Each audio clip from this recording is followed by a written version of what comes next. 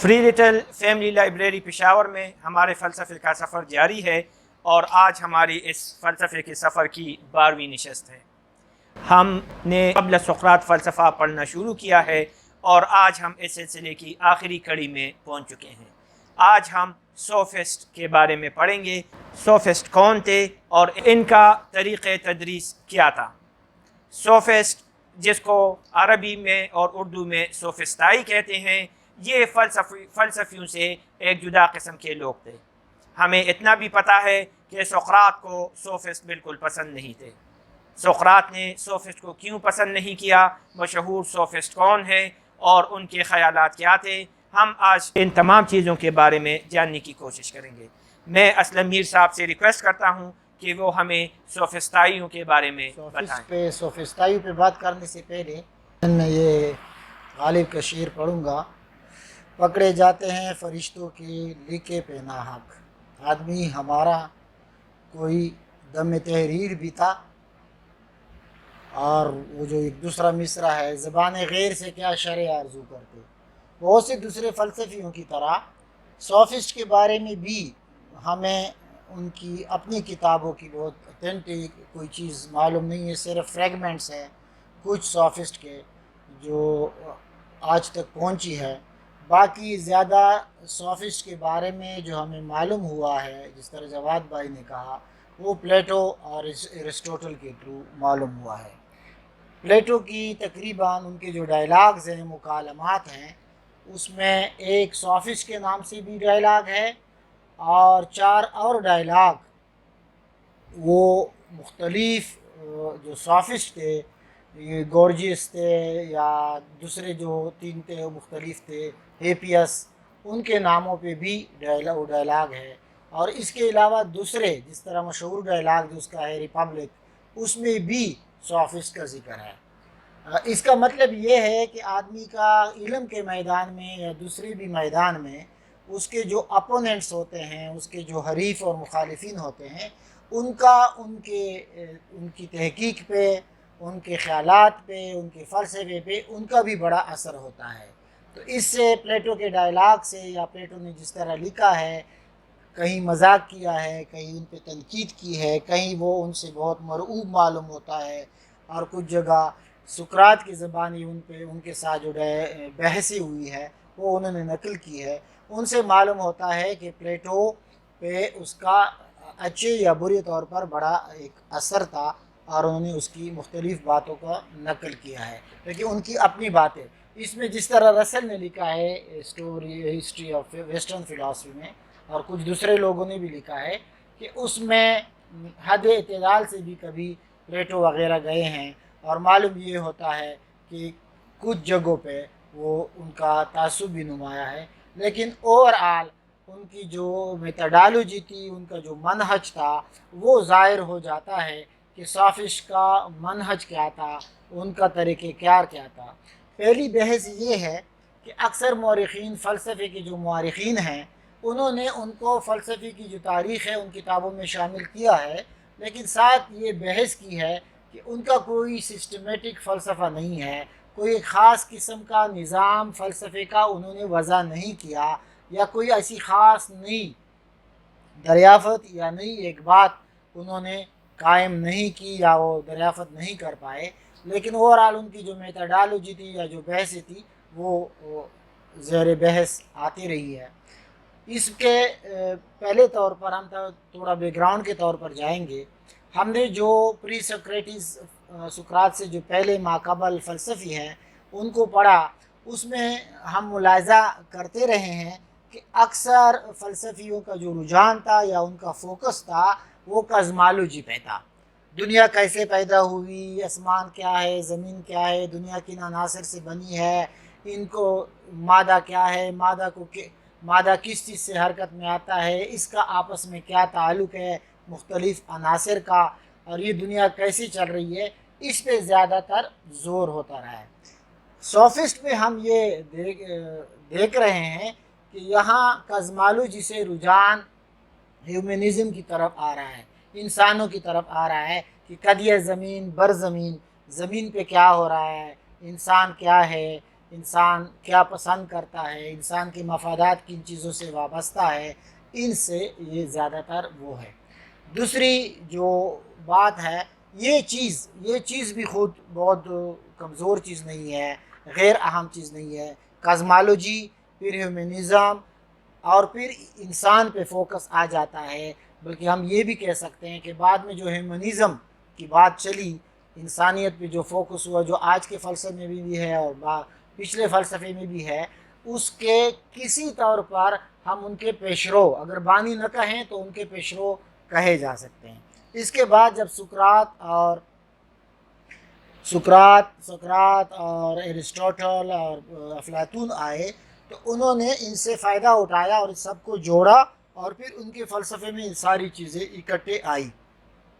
تو یہ ان کا بیک گراؤنڈ ہے۔ باقی جغرافی طور پر یونان میں اور ایتھنز میں ہم پہلے پڑھ چکے ہیں، جو پیریکلس تھا، جو بادشاہ ہے، جو بہت زیادہ سرپرست تھا، مربی تھا علوم و فنون کا، دور کے علاقوں سے لوگوں کو بلا کے ایتھنز لاتا تھا، عالموں کو، فلسفیوں کو، دوسرے لوگوں کو، ان کی وہ سرپرستی کرتا تھا اور ان کو مختلف داد و دہش اور انعامات سے اور مختلف چیزوں سے نوازتا رہتا تھا تاکہ علم بڑھے۔ ان کی سرپرستی کی وجہ سے علم بہت آگے بڑھا، لیکن اس میں پھر بہت سی دوسری چیزیں آئی جس کی وجہ سے یہ سفر اس طرح جاری نہیں رہ سکا۔ دوسری بات وہ یہ تھی کہ وہاں جمہوریت کا رواج ہو گیا تھا۔ وہاں جتنی بھی جمہوریت تھی، اس کو ہم ماڈرن جو جمہوریت ہے اس کے پیمانے پہ نہیں ناپ سکتے، لیکن جو جمہوریت تھی، جو آزادی تھی، اس کی وجہ سے سافسٹ کے کاروبار کو ہم کاروبار کہیں، ان کے فلسفے کو کہیں، ان کے طریقہ تدریس کو کہیں، جو بھی تھا اس کو بڑا رواج ملا، اس کو بڑا فروغ ملا جو جمہوریت تھی۔ کیونکہ وہاں جو ریاستیں تھیں، چھوٹی چھوٹی ریاستیں، یہاں تک کہ بہت سے مورخین نے لکھا ہے کہ چھوٹے چھوٹے گاؤں میں بھی آزاد ریاستیں تھیں، وہ خود لوگوں کو سلیکٹ کرتے تھے۔ تو یہاں ہر آدمی سیاستدان تھا، جس طرح آج ہم پاکستان میں یا دوسری جگہ دیکھتے ہیں۔ تو ہر آدمی کو تقریر کی بھی ضرورت تھی، ان کو خطابت کی بھی ضرورت تھی، ان کو یہ ضرورت بھی تھی کہ وہ لوگوں کو قائل کرے، لوگوں کو اپنی طرف بلائے، لوگوں کو مائل کرے۔ تو اس ضرورت کو پورا کرنے کے لیے سافسٹ میدان میں آئے تھے۔ وہ عالم اور فاضل لوگ ہیں۔ جس طرح یہ لفظ جو ہے سافسٹ، یہ بیسیکلی سافسٹس اور مختلف لفظ ہو، جس طرح فلسفی میں لفظ صوفی ہے کہ یہ وزڈم اور علم کے لیے استعمال ہوتا تھا۔ بنیادی طور پر یہ عالم اور کلیور اور ہوشیار لوگ سمجھے جاتے تھے۔ آہستہ آہستہ اور خاص کر افلاطون نے جس طرح ان کو پیش کیا، ان کے بعد یہ لفظ پیجوریٹیو میننگ میں، برے معنوں میں استعمال ہونے لگا۔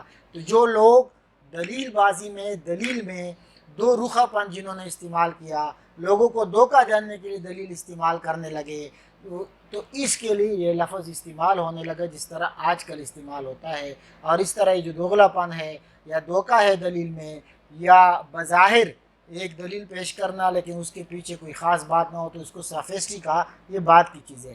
تو اس وقت کا جو ماحول تھا، اس ماحول کی آغوش میں یہ سافسٹ آگے بڑھے۔ اس میں ایک سیاست کی ضرورت تھی کہ لوگ چاہتے تھے کہ ہم اچھی تقریر کر سکیں، چونکہ وہ کتابوں کا دور نہیں تھا، دوسرا دور نہیں تھا۔ تو ہر آدمی میں جتنی طاقت تھی پرسویشن کی کہ لوگوں کو قائل کر سکے، لوگوں کو اپنی طرف دعوت دے سکے، لوگوں کو مائل کر سکے، وہ اتنا ہی بڑا کامیاب سیاستدان تھا، وہ اتنا ہی بڑا زندگی کے میدان میں کامیاب تھا۔ تو سافسٹ جو تھے وہ لوگوں کو یہ سیاست کا گر اور ریٹورکس، خطابت اور اوریٹری، تقریر کرنے کا فن، یہ لوگوں کو سکھاتے تھے اور اس کا معاوضہ لیتے تھے۔ وہاں عام رواج یہ تھا کہ وزڈم پہ، فلسفی پہ، خاص کر یہ جو خاص علم تھا، مذہبی علم، دوسری چیزوں پہ پیسے رقم لینا یہ معیوب سمجھا جاتا تھا۔ یہ اب ظاہر ہے کتنا پیمانے بدل جاتے ہیں۔ ہم میں سے اکثر سارے ٹیچر ہیں، سارے پیمنٹ پہ ٹیچنگ کرتے ہیں، وہاں یہ چیز معیوب تھی، اور اس چیز کو بھی پلیٹو نے اور سقراط نے اس کو ٹارگٹ بنایا کہ یہ جو علم ہے، یہ جو فلسفہ ہے، یہ جو وزڈم ہے، یہ برائے فروخت چیزیں نہیں ہیں، اصل مقصد ٹروتھ ہے۔ ان کا مقصد یہ تھا کہ لوگوں کو کسی طرح قائل کیا جا سکے، دلیل منوایا جا سکے، لوگوں کو دبایا جا سکے، لوگوں سے بات منوائی جائے، آپ کوئی ہتھ کنڈا استعمال کریں۔ اس کے مقابلے میں سقراط اور دوسرے فلسفیوں کو یہ تھا کہ اصل چیز ٹروتھ ہے۔ وہ ٹروتھ میں اگر آپ دب بھی جائیں، آپ شکست بھی کھا جائیں، آپ پیچھے بھی ہٹیں، آپ کی ذلت بھی ہو، لیکن اصل چیز یہ ہے کہ آپ کو سچ مل جائے، وہ سچ کسی بھی طریقے سے ہو، آپ کی بات کمزور ہو، آپ شور نہ کر سکیں، آپ نہ کریں، لیکن اصل چیز ٹروتھ ہے۔ اسی سے ان کے آگے ابھی اس میں کوئی درمیان میں کوئی بات کرنا چاہے تو اس کی دوسری چیزوں پہ اسی سے کچھ چیزیں نکلتی ہے، اس پہ ہم انشاءاللہ بحث کریں گے۔ اور کوئی چیز ملانا چاہے، کوئی اور اضافہ کرنا چاہے تو خوش آمدید۔ اچھا سر، یہ جو کہ انہوں نے کہا کہ بھائی آپ جو یہ کہتے ہیں نا کہ دنیا کیسی بنی اور کس چیز سے بنی، اس کو چھوڑیے، انسان کی جو مسائل ہیں نا اس کے اوپر آ جائیں۔ تو ہم یہ نہیں کہہ سکتے کہ پریکٹیکل لوگ تھے، مطلب اس وقت کھانا پینا اور ضروریاتی زندگی تو انسان کے ہمیشہ سے مجبوریاں رہی ہیں۔ ہر انسان چاہتا ہے کہ وہ کھائے پیے پہنے اپنے بچوں کو لے۔ تو ہر ایک بندہ جو فلاسفرس تھے وہ تو ہم نے اکثر پڑھا بھی ہے کہ وہ فلوئڈ فیملی سے تعلق رکھنے والے لوگ تھے۔ اب اس میں ایک بندہ اگر وہ اپنا علم کسی کو سکھاتا ہے اور اس کے بدلے میں پیسے دیتا ہے تو اس میں کیا برائی ہے کہ اتنا برا مطلب کہا گیا؟ اب اس میں یہ بات ہے کہ جس طرح میں نے کیا عرض کیا کہ زبان غیر سے کیا شرع آرزو کرتے، اصل میں سقراط اور افلاطون ان کے معیار یہ تھے، علم کے بہت اعلیٰ معیار تھے، وہ ان کو بڑا سیکرٹ چیز سمجھتے تھے، ٹروتھ کو سب سے بڑا ورچو سمجھتے تھے، بہت بڑا آئیڈیل سمجھتے تھے۔ تو اس تناظر میں ان کے لیے یہاں تک گرنا ان کے لیے بری بات تھی، انہوں نے اس کو اس طرح پیش کیا۔ اب ظاہر ہے کہ جو ڈائنامکس ہے، حرکیات ہے علم کے، روزگار کے، لوگوں کے معاشرے کے، وہ تبدیل ہو گئے ہیں وقت کے ساتھ ساتھ۔ ابھی کچھ اس لوگوں کو برا نہیں سمجھتے، لیکن یہ بات آپ کی بالکل ٹھیک ہے کہ وہ بڑی پریکٹیکل لوگ تھے۔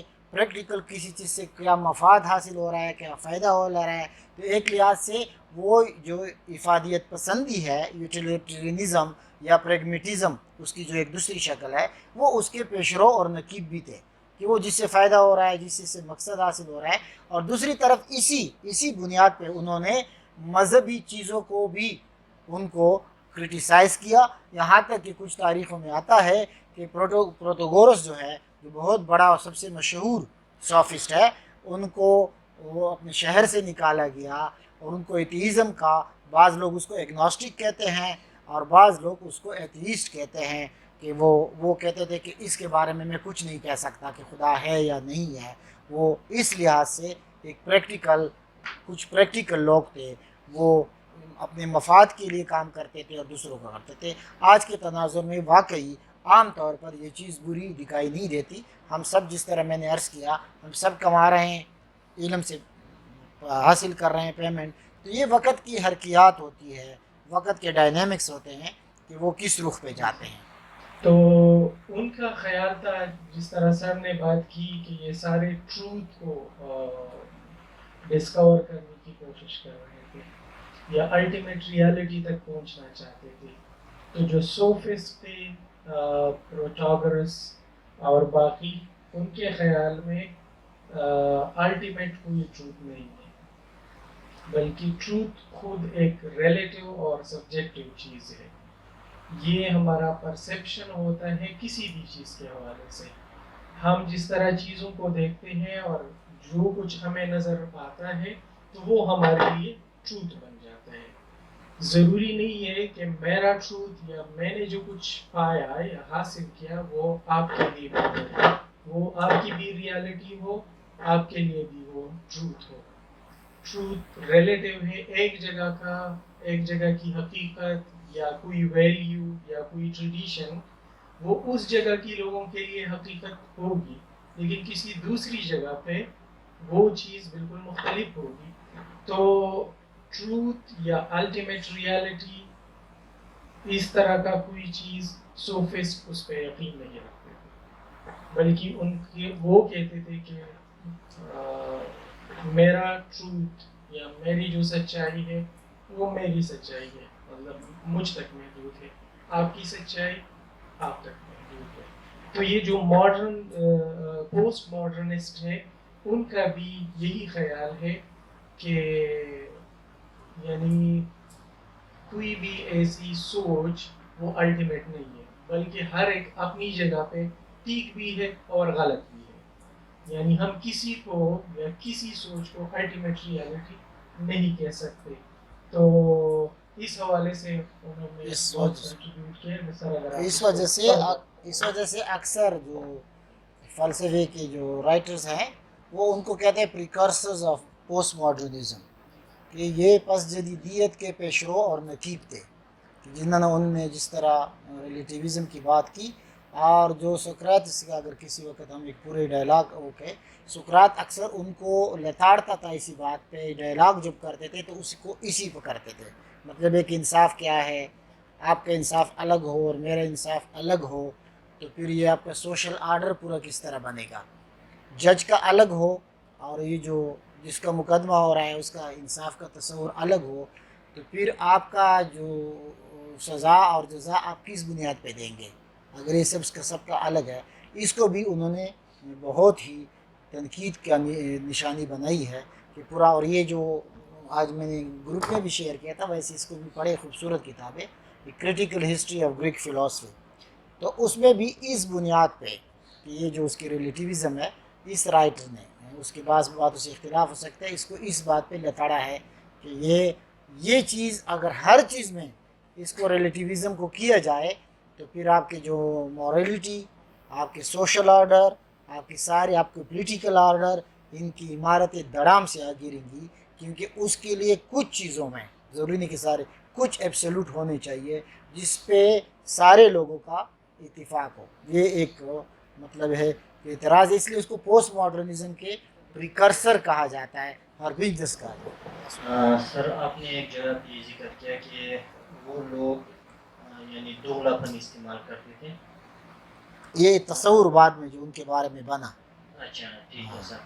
تو وہ ان کی دوغلے پن سے کس یعنی معاشرے کے کس طبقے کو فائدہ ہوتا تھا یا کس کو نقصان ہوتا تھا، میرا ایک کویشچن یہ ہے. اور دوسرا ارسطاٹل کا ان کے نالج کی وجہ سے ان سے اختلاف تھا یا ارسطاٹلین یا سقراطس کا ان کے طریقہ کار کی وجہ سے ان سے اختلاف تھا. اس میں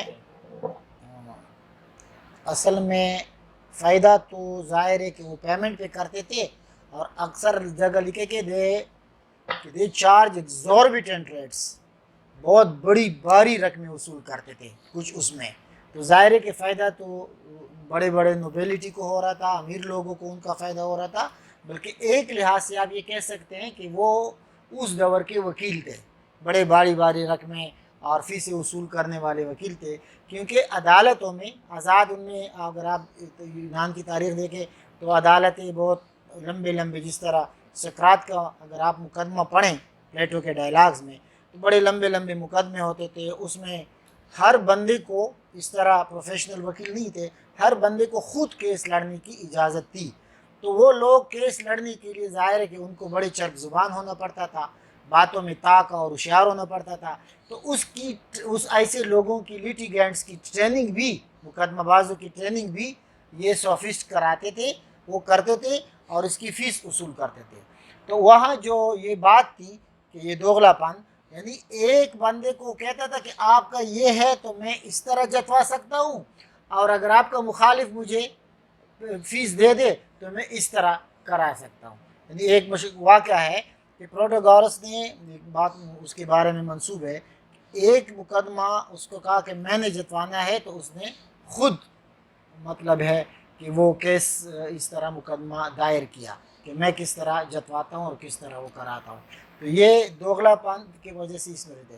دوسری بات جو ہے اس کے خاص کر میتھڈالوجی پہ، اس کے یہ طریقہ کار پہ، رقم لینے پہ، اور ان کے فلسفے میں بھی ریلیٹیوزم جس میں دوغلا پن بھی آتا تھا. نالج میں بھی ایک جگہ 2-3 جگہ جو میں نے اس کے اقتباسات پڑھے ہیں کہ ان کو اعتراض تھا کہ پلیٹو کہتا ہے کہ ہیپیس جو تھا ایک سوفسٹ تھا، وہ ہر چیز میں ماسٹر آف آل، ہر چیز میں ہاتھ مارتا تھا. یعنی پلیٹو نے یہاں لگے کہ ایون ہی کابل ہی شوز ہمسیلف، جوتے بھی گانٹتا تھا، جوتے بھی لگا لیتا تھا خود، اور ہر کار، وہ وکیل بھی تھا، سیاستدان بھی تھا، مقرر بھی تھا، استاد بھی تھا، وہ جوتوں کا کام بھی کرتا تھا. کہتے جو کچھ اس کے ہاتھ میں آئے لیکن اس میں پیسے ہوں.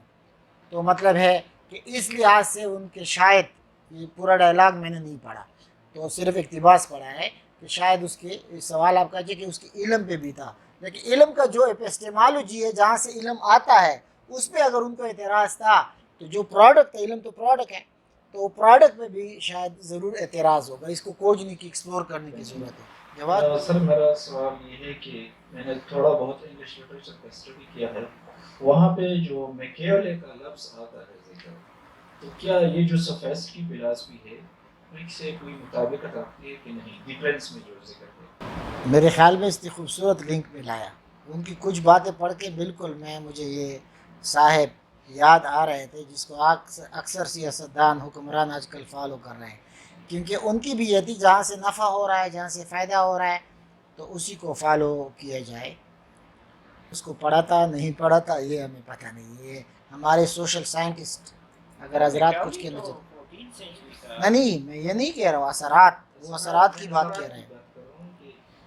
وہاں سے یہ ہے کہ بالکل ضرور اثر تو ہو سکتا ہے، جس طرح دیگر فلاسفروں نے ایک دوسرے سے اثر لیا ہے، تو ضروری بات ہے کہ میکاولی جیسے آدمی نے ضرور ان کو پڑھا ہو. اچھا سر نے جس طرح کہا کہ سوکریٹیز سوفسٹ، تمام جو سوفسٹ ہیں ان کے بہت بڑا ایک تنقید کرتا تھا ان سب کے اوپر. اگر ہم فرض کریں اور ان کی سوچ کو مانیں جو ریلیٹیوزم ہے، تو کیا یہ صحیح نہیں لگتا اگر دنیا کی تاریخ کو دیکھیں اور مختلف سسٹمز کو دیکھیں جو گزرے ہیں، سوشلزم ہے، آج کل کیپٹلزم، اس کا بھی کہا جا رہا ہے کہ وہ بالکل اپنی تباہی یا بالکل ڈکلائن کے برنک کے اوپر ہے. حالانکہ ایک وقت ایسا تھا جب کہ ان سسٹمز کو سپورٹ کرنے کے لیے لوگوں نے اپنی جانوں کی قربانیاں دی. تو اس کانٹیکسٹ میں کیا سوفسٹ کا یہ سوچ یہ صحیح ثابت نہیں ہوا؟ کیونکہ وقت نے ثابت کر دیا کہ ان میں سے کوئی بھی سسٹم یہ کوئی الٹیمیٹ ریالٹی نہیں تھی. اس نے، ان سسٹمز نے انسانوں کی مسائل کا کوئی مستقل حل نہیں پرووائڈ کیا. تو اس کانٹیکسٹ میں اگر ہم دیکھیں تو سوفسٹ جس طرح حقیقت کو، ان میں سے ہر ایک، یعنی جن سسٹمز کو میں نے ابھی جن کی بات کی، تو ہر ایک اپنی سسٹم کو یا اپنی سوچ کو الٹیمیٹ ریالٹی کہتے تھے، اور کچھ اب بھی کہتے ہیں. تو اس کانٹیکسٹ میں کیا یہ صحیح نہیں تھی؟ اور اگر ہم سوکریٹیز کی اسپیسیفکلی اس کے اوپر بات کریں تو میں نیکسٹ اس کی بایوگرافی پڑھ رہا تھا، تو وہ بھی اپنے ٹیچر جس سے بہت کچھ اس نے سیکھا تھا، تو وہ جس شخص نے لکھی، میں تو نام بھول گیا ہوں ایگزیکٹلی اس کا، لیکن وہ کہتے تھے کہ یہ اپنی اس ٹیچر سے بہت کچھ سیکھا تھا اور یہ جیلس تھے، اس وجہ سے بعد میں بہت زیادہ تنقید بھی اس کے اوپر کی ہے، اپنے ٹیچر کے اوپر. وہ جرمن نیم ہے اس کی ٹیچر کا، مجھے میں پروناؤنس نہیں کر سکتا. تو کیا ایسا تو نہیں تھا کہ جو سوکریٹیز تھے وہ بہت زیادہ ان کی نالج سے، اور اس وقت انسانوں کی سوسائٹی کے حوالے سے انہوں نے ایک بہت بڑی بات کی جس کو آج کل پھر سے ریوائیو کیا جا رہا ہے، اور اس چیز کو ایک نیا حقیقت مانا جاتا ہے. اچھا سر، میرا ایک سوال یہ ہے کہ یہ جو پڑھانے کا کام کرتے تھے نا، لوگوں سے پیسے لے کے ان کو پڑھاتے، یہ پڑھاتے کیا تھے؟ اپنا کچھ علم انہوں نے پروڈیوس کیا ہے، یا جو باقی فلاسفرز نے جو کچھ کہا لکھا اور ان کو یہ پڑھاتے تھے؟ پہلی تو اس میں اگر کچھ اور کہنا، یہ بھائی کہنا چاہتے تھے، اس میں یہ کہوں گا کہ جس طرح میں نے پہلے عرض کیا، اور پلیٹو نے طنزاً لکھا بھی ہے، ہیپیس کے بارے میں لکھا ہے کہ وہ جوتے بھی خود گانٹ لیتا تھا، اپنے جوتے بھی خود بنا لیتا تھا، یعنی دنیا بھر کی چیزیں پڑھاتے تھے. بیسیکلی ریٹورک، خطابت، تقریر بازی، poetry, politics, even language, words کے اوپر وہ ہوتا.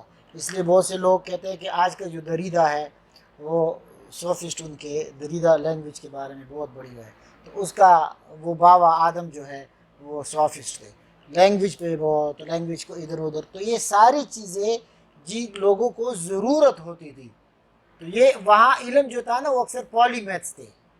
پالی میتھ مطلب کہ مختلف علوم کے ماہر تھے.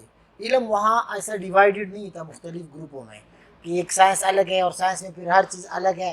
وہ میتھس بھی پڑھتے تھے، وہ لینگویج بھی پڑھتے تھے، مدرسوں میں سب کچھ اکٹھے پڑھتے تھے.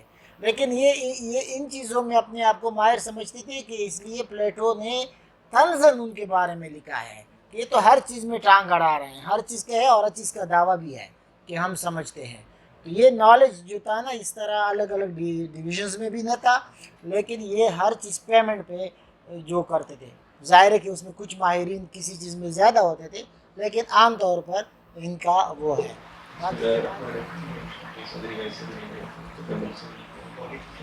جی میرا کوشچن تھا اسی ریلیٹیوزم کے بارے میں کہ یہ کانسیپٹ جب ہم کہتے ہیں کہ کوئی چیز الٹیمیٹ ریئلٹی نہیں ہے، تو ہم کن ڈائمینشنس کی بات کر رہے ہیں زندگی کی، مطلب یہ کن کن فیلڈس پہ وہ اس فلسفے کو اپلائی کرتے تھے، پہلا کوشچن. اور دوسرا کوشچن، یہ لوگ ریئلٹی کو کس طرح سے ڈیفائن کرتے ہیں؟ کیونکہ ان کے اس کلیم کو سمجھنے کے لیے میرے خیال سے بڑی ضروری بات ہے کہ ہم یہ دیکھیں کہ وہ ٹروتھ اور ریئلٹی کی پرسیپشن کیا تھی. کیا الٹیمیٹ ٹروتھ کی جب میں بات کرتا ہوں مثال کے طور پہ، کیا وہ اس کو صرف مورالٹی پہ، جو کوشچن نمبر 1 تھا اس کی ایگزامپل لے رہا ہوں، کیا اس کو صرف مورالٹی پہ اپلائی کیا جا رہا ہے یا باقی علوم پہ بھی اپلائی کیا جا رہا ہے؟ اور دوسرا کہ مثال کے طور پہ اگر مورالٹی کو لے لیتے ہیں، وہاں پر ہم الٹیمیٹ ٹروتھ کی بات کرتے ہیں، تو کیا الٹیمیٹ ٹروتھ کی یہ ڈیفینیشن ہے کہ وہ ہر ایک بندے کو خوش کر دے گا اور ہر ایک بندے کو راضی کر دے گا؟ کیا اس کی یہ ڈیفینیشن ہے یا ان کے یہاں اس کی کوئی اور ڈیفینیشن ہے؟ یہ ماشاء اللہ اس لیے بہت خوبصورت بات کی ہے کہ اگر آپ اس کو جو یوٹیلیٹرینزم ہے، افادیت پسندی، کہ کیا ٹروتھ اور ریئلٹی کی یہ بات ہے کہ اس سے ہر آدمی خوش ہوگا، کسی پہ کوئی ناخوش بھی ہوگا یا نہیں ہوگا، کسی پہ عزت آئے گی یا نہیں آئے گی، ایک چیز سے مجھے فائدہ نہیں ہو رہا ہے تو کیا وہ ٹروتھ نہیں ہے؟ یہ اس کو اگر براڈ وہ تو پھر مذہبی اور دوسرے خانے میں جائے گی.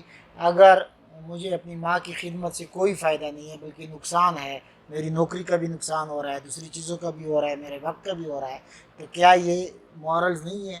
اور پھر مورلٹی کی بنیاد پہ وہ جڑی ہوئی تھی میٹافزکس سے، میٹافزیکل جو ریالٹی ہے کہ یہ مورل، الٹیمیٹ مورل جو ہے اس کو دینے کا حق کس کو ہے. پھر یہ سوال جڑا ہوا تھا اور یہ سوال انہوں نے ڈسکس بھی کیا کہ یہ ریئلٹی جو ہے، ریئلٹی اس کے ساتھ جڑا ہوا تھا. مورل دینے کا حق کس کو ہے؟ ریاست کو ہے، کسی ایک شخصیت کو ہے، اور پھر میں اس میں اب ایبسولوٹ اور جو دوسری مورل یا ایتھکس ہے اس کا بھی ہے. آج بھی ہم دیکھتے ہیں نا کچھ چیزوں کو ہم ایبسولوٹ سمجھتے ہیں، کچھ کو نیچے، اس مذہب میں بھی یہ ہوتا ہے اور دوسری چیزوں میں بھی ہوتا ہے. باقی جو ریلیٹیوزم کی بات ہے وہ تو وقت کے ساتھ، اس لیے کچھ لوگوں نے سافسٹ کی یہ تعریف بھی کی ہے کہ یہ ایک طرف سے ایبسولوٹزم اور مطلق العنانیت کو کہ انہدام میں بھی انہوں نے کام کیا، کہ انہوں نے یہ کویشچن کیا کہ جی مسٹر کنگ ہے یا فلاں ہے، آپ کو یہ حق کہاں سے پہنچتا ہے کہ آپ اپنا حق، آپ کا جو ورژن ہے آپ مجھ پہ امپوز کرو؟ آپ نے جس کو خدا بنایا ہے تو کس بنیاد پہ بنایا؟ وہ خدا ضروری ہے کہ میں بھی مانوں، یا آپ جس کو مارلز کہہ رہے ہیں اس کو میں بھی مانوں؟ تو وہ یہ بڑی خوبصورت بحث ہے. ظاہر ہے کہ آگے ہم پلیٹو کو اور اسٹوٹل کو اور سیکریٹس کو پڑھیں گے.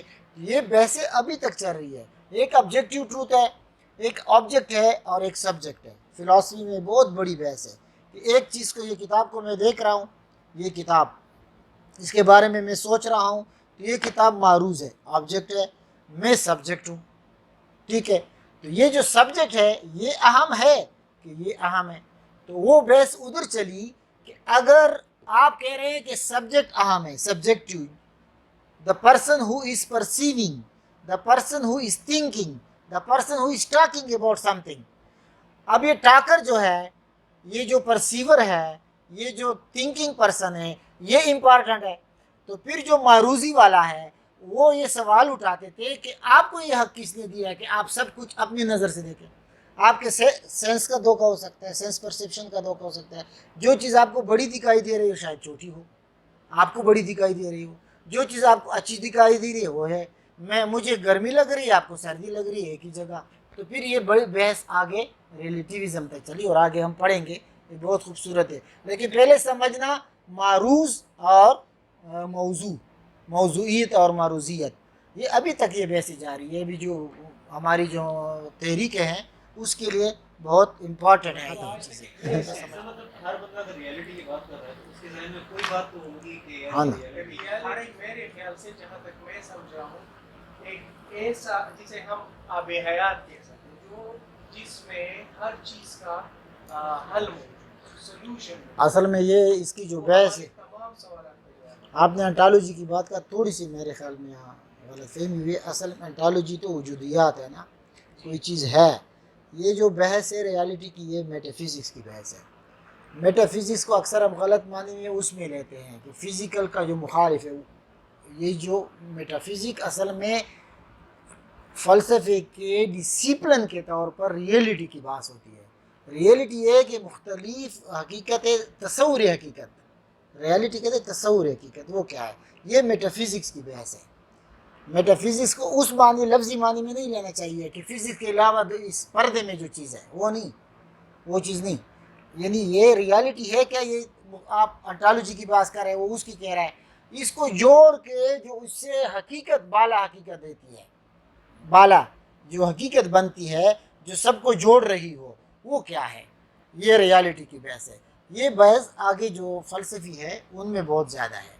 یہ ہم جب ریسرچ کرتے ہیں جی جی شاید میں غلط ہوں, لیکن جو ہم پورا اس کے پیراڈائم ریسرچ کا ہم کرتے ہیں, تو اس میں انٹالوجی سب ہم ریسرچ میں ریالٹی کو ڈسکور کرنے کی کوشش کرتے ہیں, کسی چیز کا حل تلاش کرنے کی کوشش کرتے ہیں. تو سب سے پہلے ہم نے یہ چیز معلوم کرنا ہے کہ آیا کوئی ریالٹی ہے جسے ہم ڈسکور کرنے کی کوشش کریں یا نہیں ہے, ہم نے کنسٹرکٹ کریں.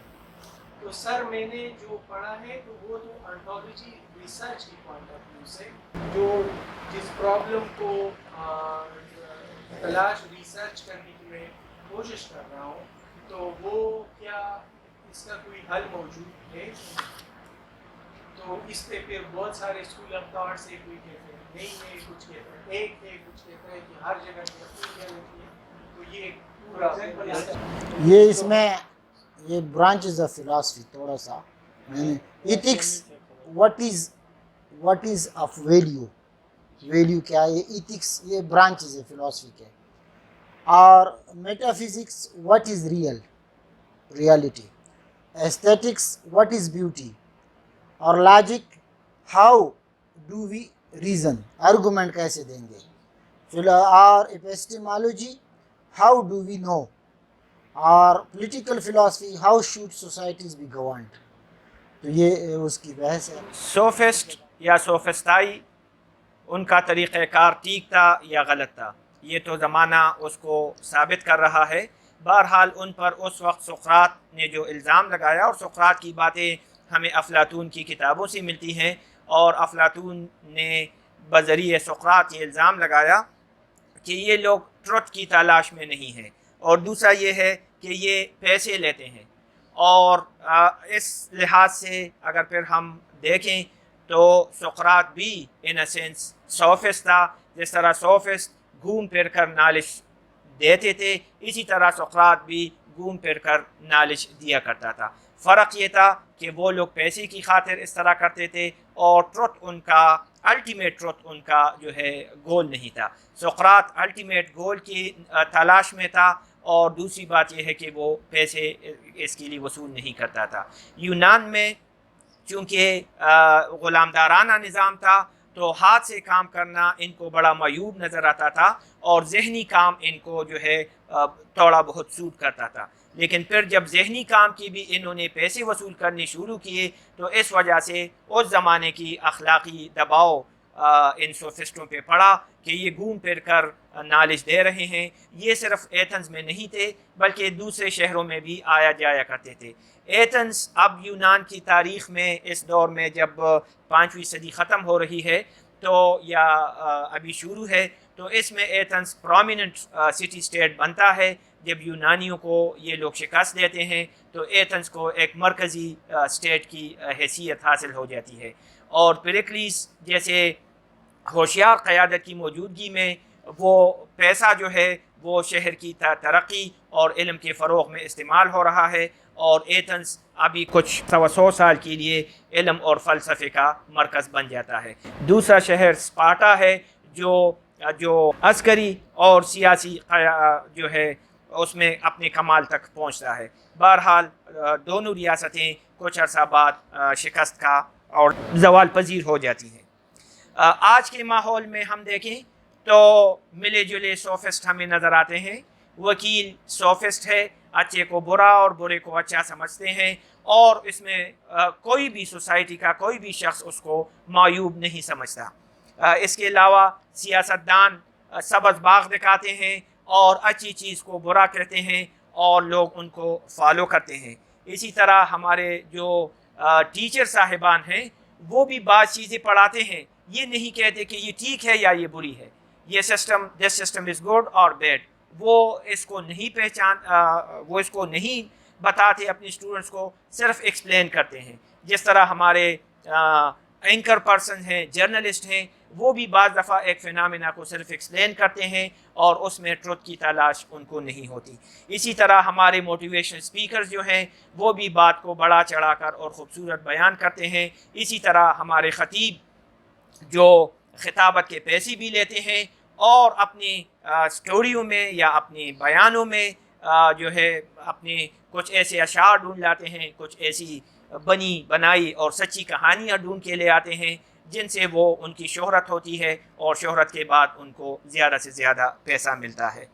इस डिस्कशन के दौरान दो टर्मिनोलॉजीज़ इस्तेमाल हुई, एग्नोस्टिक और एथियज़म।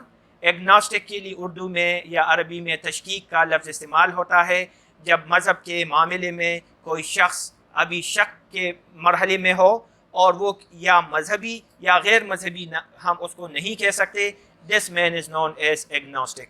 इसके मुकाबले में एथियज़म है जो या एथियस्ट है जो मुल्हिद है, जो मज़हब पे क्लियर कट यकीन नहीं रखता। इसी तरह कुछ टर्म्स हम आइडेंटिफाई करें कि रिसर्च बेस्ड नॉलेज में या रिसर्च बेस्ड स्टडी में हम कुछ टर्म्स जैसे कि गुड या बैड अगर इस्तेमाल ना करें तो ये बेहतर होगा, क्योंकि good system eight one place might be a bad system at another place. इससे हमें बहुत सुकून मिल सकता है बहैसियत इंसान कि अगर हम अपने अखलाक़ी ज़ाविये और अपने अखलाक़ी फ्रेमवर्क को किसी दूसरे इलाके के अखलाक और ज़ाविये पे उसको फोकस ना करें। अगर हम ये कहें कि मग़रिब में ये ख़ामियाँ हैं अखलाक़ी, और अगर मग़रिब ये समझता है कि मशरिक़ में ये ख़ामियाँ हैं, तो हमें दोनों के माहौल को समझकर जो है फ़ैसला करना चाहिए। फिर हमारी बात जो है वो हमारे ज़हनी सुकून हमें हासिल होगा। इसके साथ ही सोफिस्टों के बारे में सीखने का अमल हमारा मुकम्मल होता है। अगले सेशन में हम सुक़रात के बारे में पढ़ेंगे कि सुक़रात कौन था और उसने क्या कहा। तब तक के लिए इजाज़त दीजिएगा।